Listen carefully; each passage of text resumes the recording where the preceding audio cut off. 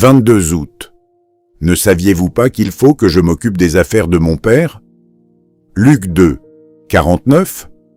Ne devrions-nous pas tous avoir l'esprit du Maître exprimé par ces paroles?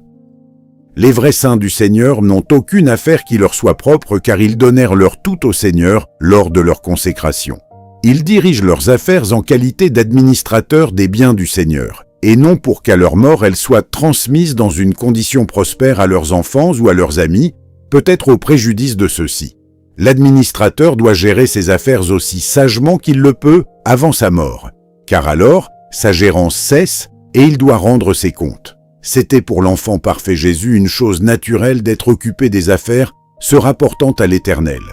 Aussi, lui sembla-t-il étrange que Joseph et Marie n'aient pas compris l'à propos de sa conduite.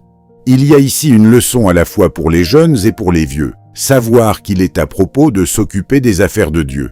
Bienheureux sont ceux qui s'y adonnent spontanément, qu'ils ne soient pas surpris si les autres, même ceux qui leur sont les plus proches et les plus chers, ne comprennent pas leur conduite et considèrent qu'ils agissent injustement, ou du moins avec insouciance à leur égard.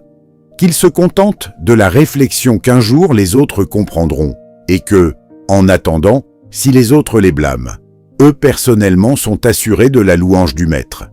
Question. Ai-je, cette semaine, étudié et propagé la parole de Dieu? Pourquoi?